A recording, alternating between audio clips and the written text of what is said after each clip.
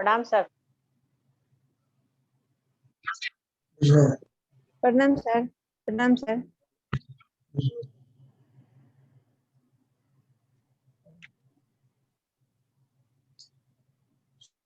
श्वेता शरण, जी sir.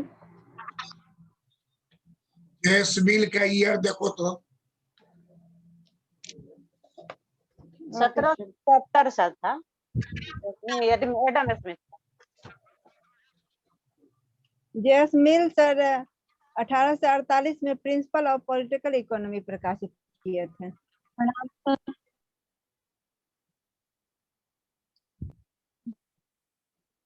JS मिल 1848 में principle of political economy प्रकाशित किए।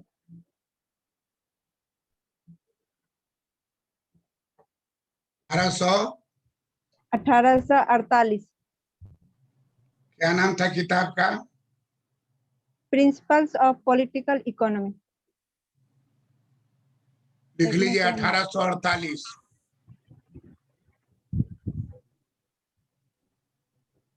1848 principles of political economy, JS मिल।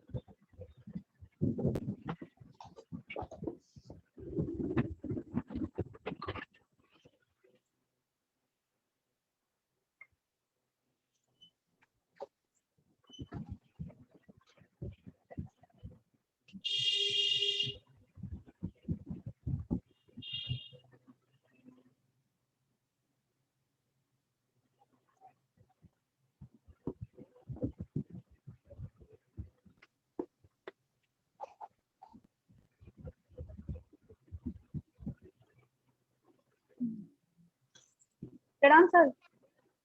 पूछ लो। हम लोग पढ़ रहे हैं जेएस मिल।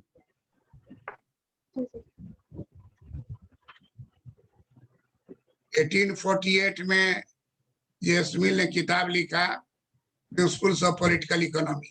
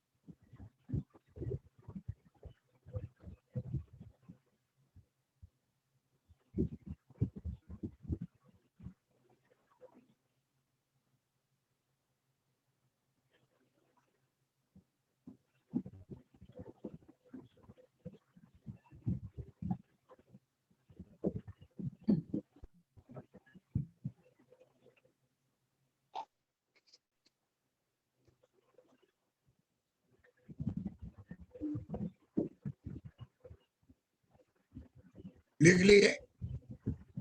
यस सर जी सर लिख लिया।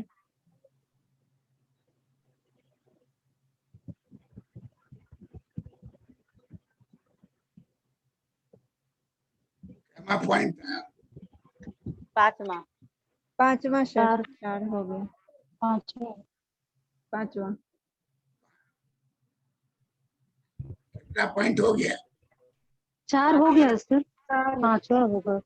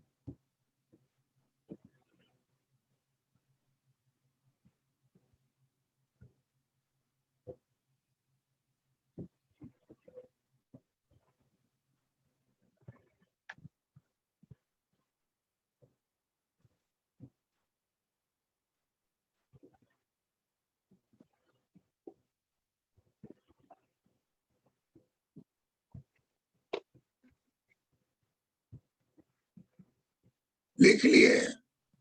जी सर। Yes sir. जी सर, लिखिए। पॉइंट 8वां होगा सर। है 8वां। क्या पॉइंट होगा? 8।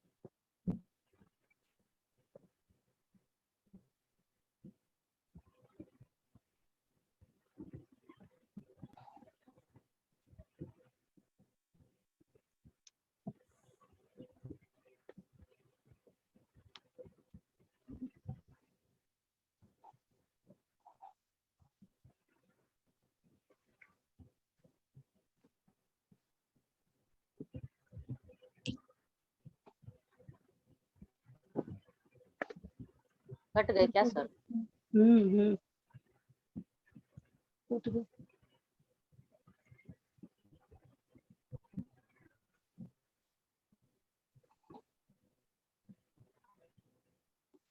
श्वेता नहीं है?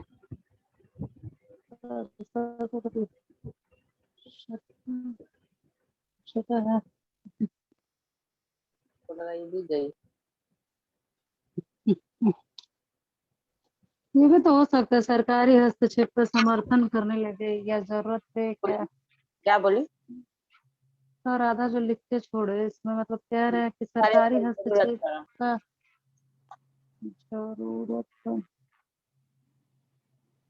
जरूरत को स्वीकार करने लगे, ऐसा हो सकता है। लेसेस फेयर जानती हो? बेटा आप हम्म। जान क्या है? हम्म। क्या है लेसेस? सरकार जो हस्तक्षेप की नीति, क्या सरकार? हस्तक्षेप की नीति कैसे होगा बाजार में संतुलन? क्या लेस फेयर में। हाँ, लेसेस फेयर में कैसे संतुलन है? बाजार में सरकारी हस्तक्षेप नहीं होगा तो क्या करेगा? किससे पूछ रहे हैं? हमसे? कोई बोलो, कोई बोलो। हम तो आधा बता सरकार बाजार में मांग और पूर्ति के समायोजन द्वारा होगा संतुलन। हाँ, संतुलन। अदृश्य हाथ वाला जो कॉन्सेप्ट है, तो पहले क्लासिकल सब ऐसे ही मानते थे हाँ कि और हाँ मांग और पूर्ति के द्वारा स्वतः बाजार का संतुलन हो जाता है। इसीलिए लेसेस फेयर की मान्यता पे लोग आधारित था, सरकारी हस्तक्षेप की नीति। और गिनी गुणांक क्या है? वो तो असमानता मापने के लिए है गिनी गुणांक। किसकी आय असमान? की असमानता मापने के लिए गिनी गुणांक का प्रयोग किया जाता है। और ये क्या है? आय के कौन से वक्र के द्वारा आय के असमानता को मापा जाता है? Lorentz curve. हाँ, लॉरेंज। कर लिया। तीसरा वक्र क्या है तीसर का? फिशर का है रोजगार सिद्धांत। हाँ? सर आ गए।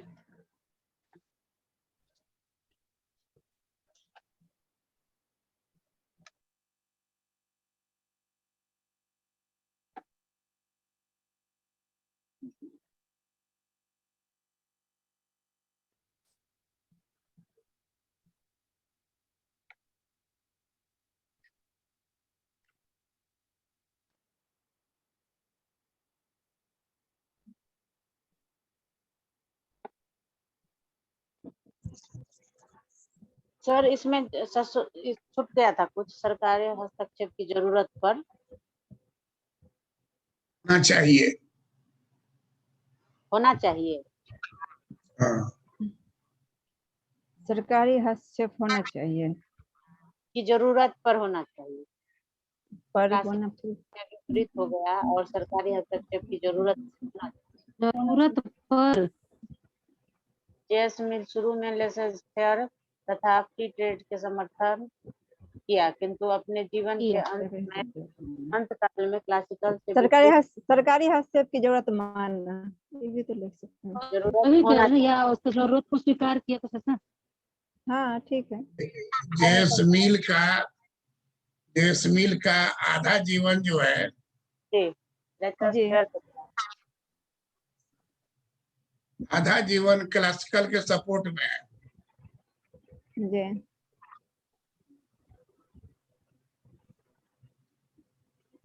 जैसमिल का आधा जीवन क्लासिकल के पक्ष में है।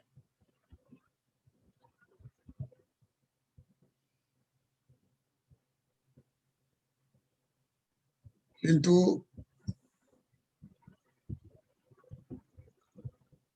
अंतिम आधा जीवन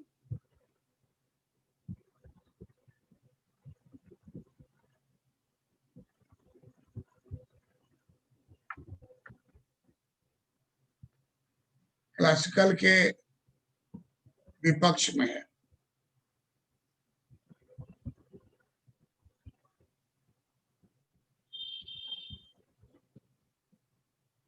क्योंकि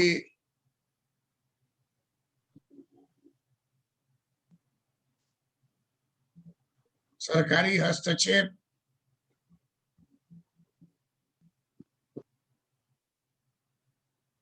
को आवश्यक माना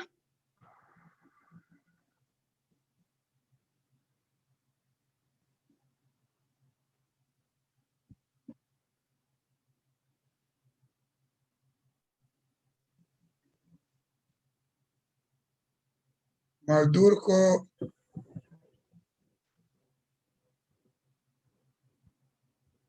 मजदूरी बढ़ाने के लिए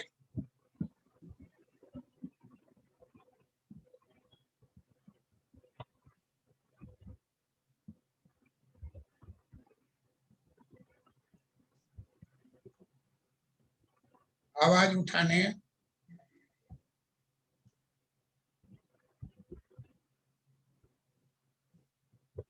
के लिए कहा।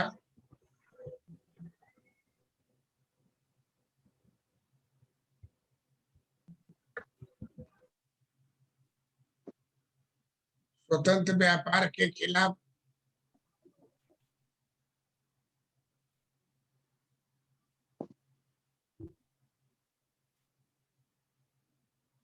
कटकर लगाने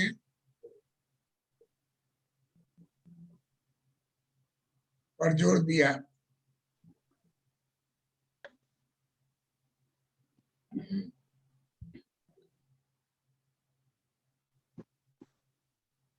इसलिए गैस मिल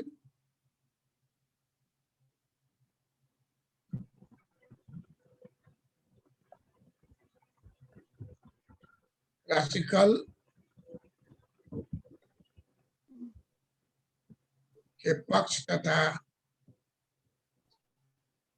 विपक्ष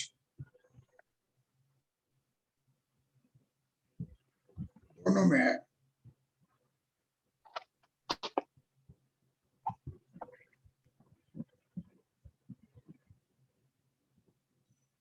पूंजी संचयन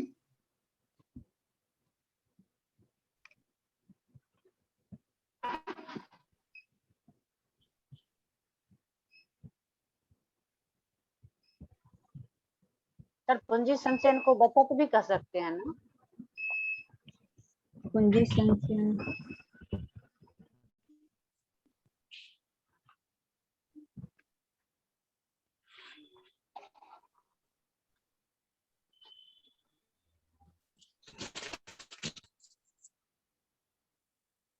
पूंजी संचयन दो बातों पर निर्भर करते हैं, कोष की राशि और बचत करने की प्रवृत्ति पे। किसकी और बोली? बचत करने की प्रवृत्ति और एक हाँ, एक कोष की राशि, वेज फंड की बात ये बोल रहा है इसमें। कट गया सर का। क्या पूछ रही थी श्वेता? ये नहीं हम सर, बोले लेजिस फेयर फिर से बता दीजिए दीदी एक बार। हाँ, बता दो श्वेता। सरकारी और हस्तक्षेप की नीति हुआ। प्लेस फेयर कहते हैं। सरकारी और हस्तक्षेप की नीति मांग और पूर्ति के द्वारा बाजार संतुलन, अर्थव्यवस्था में बाजार में अर्थव्यवस्था, मांग और पूर्ति के द्वारा अर्थव्यवस्था में मांग और पूर्ति के द्वारा अर्थव्यवस्था में संतुलन होता है। सरन तुम बोलो तो गैस मिल का क्या आर्थिक समृद्धि।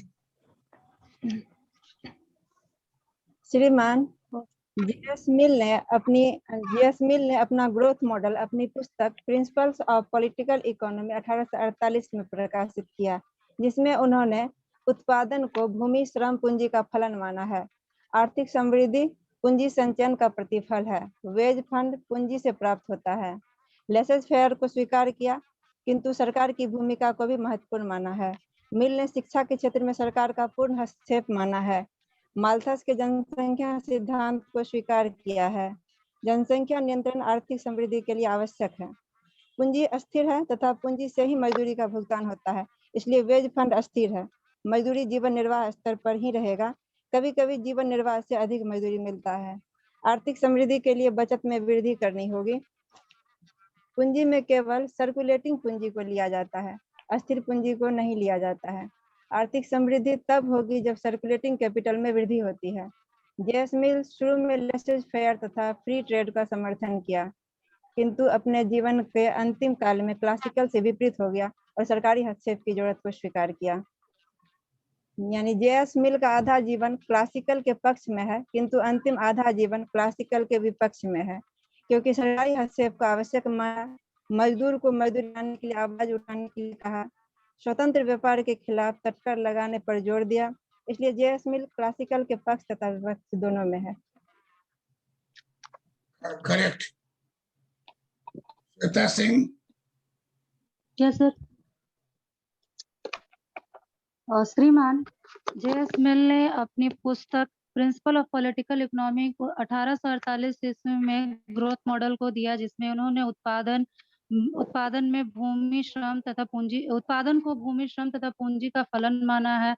आर्थिक समृद्धि पूंजी संचयन का प्रतिफल है। बेस फंड पूंजी से प्राप्त होता है। लेसर फेयर को स्वीकार किया, किंतु सरकार की भूमिका को महत्वपूर्ण भी माना है। मिल ने शिक्षा के क्षेत्र में सरकार का पूर्ण हस्तक्षेप माना है। माल्थस के जनसंख्या सिद्धांत को स्वीकार किया है। जनसंख्या नियंत्रण आर्थिक समृद्धि के लिए आवश्यक है। पूंजी स्थिर है तथा पूंजी से ही मजदूरी का भुगतान होता है, इसलिए वेज फंड स्थिर है। मजदूरी जीवन निर्वाह स्तर पर ही रहेगा, कभी कभी निर्वाह स्तर से मजदूरी अधिक भी मिलता है। आर्थिक समृद्धि के लिए बचत में वृद्धि करनी होगी। पूंजी में केवल सर्कुलेटिंग पूंजी को ही लिया जाता है, स्थिर पूंजी को नहीं लिया जाता है। आर्थिक समृद्धि को तब होगी जब सर्कुलेटिंग कैपिटल में वृद्धि होती है। जेएस मिल शुरू से लेसर फेयर तथा फ्री ट्रेड का समर्थन किया, किंतु अपने जीवन के अंतिम काल में क्लासिकल से विपरीत हो गए और सरकारी हस्तक्षेप को स्वीकारा। अर्थात जेएस मिल का आधा जीवन काल क्लासिकल के पक्ष में रहा तथा आधा जीवन का अंतिम काल विपक्ष में रहा, क्योंकि सरकारी हस्तक्षेप का आवश्यक माना। मजदूरी को बढ़ाने के लिए आवाज उठाने को कहा। स्वतंत्र व्यापार के खिलाफ टक्कर लगाने पर जोर दिया। इसीलिए जेएस मिल को क्लासिकल के पक्ष एवं विपक्ष दोनों में है, ये स्वीकार किया जाता है।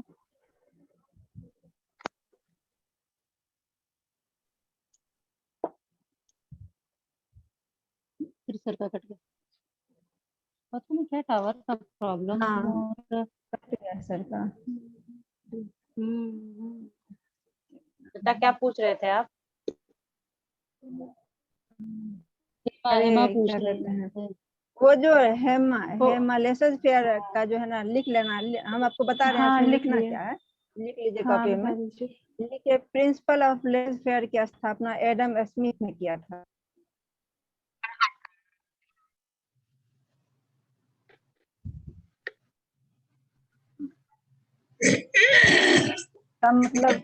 जिसका मतलब सरकारी हस्तक्षेप की नीति होता है, यानी सरकारी हस्तक्षेप नहीं होता है इसमें। स्मिथ ने किया था। जिसका मतलब सरकारी हस्तक्षेप की नीति होता है। हाँ, हो गया। हेमा, हो गया। हाँ सर। बोलो तो।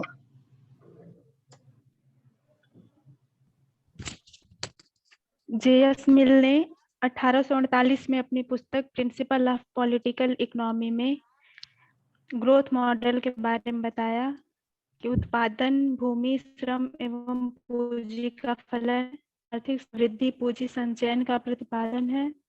वेज फंड पूंजी से प्राप्त होता है। लेजर फेयर को स्वीकार किया, किंतु सरकार की भूमिका को भी महत्वपूर्ण माना है। मिल ने शिक्षा के क्षेत्र में सरकार का पूर्ण हस्तक्षेप माना है। माल्थस के जनसंख्या सिद्धांत को स्वीकार किया है। जनसंख्या नियंत्रण आर्थिक समृद्धि के लिए आवश्यक है। पूंजी स्थिर है तथा पूंजी से ही मजदूरी का भुगतान होता है, इसलिए वेज फंड स्थिर है। मजदूरी जीवन निर्वाह स्तर पर ही रहेगा, कभी कभी जीवन निर्वाह से अधिक मजदूरी मिलता है। आर्थिक समृद्धि के लिए बचत में वृद्धि करनी होगी। पूंजी में केवल सर्कुलेटिंग पूंजी को ही लिया जाता है, स्थिर पूंजी को नहीं लिया जाता। आर्थिक समृद्धि तब होगी जब सर्कुलेटिंग कैपिटल में वृद्धि होगी। जेएस मिल शुरू में लेजर फेयर तथा फ्री ट्रेड को समर्थन किया, किंतु अपने जीवन के अंतिम काल में क्लासिकल से विपरीत हो गया और सरकारी हस्तक्षेप की जरूरत होना चाहिए। अतः हम कह सकते हैं कि जेएस मिल का आधा जीवन क्लासिकल के पक्ष में है, किंतु अंतिम आजीवन क्लासिकल के विपक्ष में है, क्योंकि सरकारी हस्तक्षेप आवश्यक माना। मजदूर को मजदूरी बढ़ाने के लिए आवाज उठाने के लिए कहा। स्वतंत्र व्यापार के खिलाफ टक्कर लगाने पर जोर दिया, इसलिए जेएस मिल क्लासिकल के पक्ष दोनों है। मनीषा तुम बोलो तो। श्रीमान, जेएस मिल 1848 में अपने पुस्तक प्रिंसिपल ऑफ पॉलिटिकल इकोनॉमी में आर्थिक समृद्धि के बारे में बताया। उन्होंने कहा कि उत्पादन भूमि, श्रम एवं पूंजी का फलन है। आर्थिक समृद्धि पूंजी संचयन का प्रतिफल है। वेज फंड पूंजी से प्राप्त होता है। लेसस फेयर को स्वीकार किया, किंतु सरकार की भूमिका को भी महत्वपूर्ण माना है। मील ने शिक्षा के क्षेत्र में सरकार का पूर्ण हस्तक्षेप माना। माल्थस के जनसंख्या सिद्धांत को स्वीकार किया। जनसंख्या नियंत्रण आर्थिक समृद्धि के लिए आवश्यक है। पूंजी स्थिर है तथा पूंजी से ही मजदूरी का भुगतान होता है, इसीलिए वेज फंड स्थिर है। मजदूरी जीवन निर्वाह स्तर पर ही रहेगा। कभी कभी जीवन निर्वाह से अधिक मजदूरी मिलती है। आर्थिक समृद्धि के लिए बचत में वृद्धि करनी होगी। पूंजी में केवल सर्कुलेटरी पूंजी को लिया जाता है, स्थिर पूंजी को नहीं लिया जाता है। आर्थिक समृद्धि तब होगी जब सर्कुलेटरी कैपिटल में वृद्धि होगी। जेएस मिल शुरू से लेसस फेयर के तथा फ्री ट्रेड के समर्थन किया, किंतु अपने जीवन के अंतकाल में क्लासिकल से विपरीत हो गए और सरकारी हस्तक्षेप की जरूरत होना चाहिए। जेएस मिल का आधा जीवन क्लासिकल के पक्ष में है, किंतु अंतिम आधा जीवन क्लासिकल के विपक्ष में, क्योंकि सरकारी हस्तक्षेप को आवश्यक माना। मजदूर को मजदूरी बढ़ाने के लिए आवाज उठाने के लिए कहा। स्वतंत्र व्यापार के खिलाफ तटकर लगाने पर जोर दिया। इसीलिए जेएस मिल क्लासिकल के पक्ष तथा विपक्ष दोनों में है।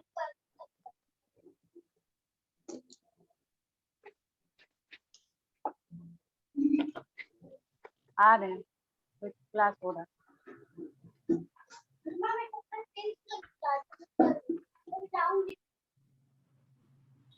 End of the class. प्रणाम सर। प्रणाम प्रणाम सर। प्रणाम।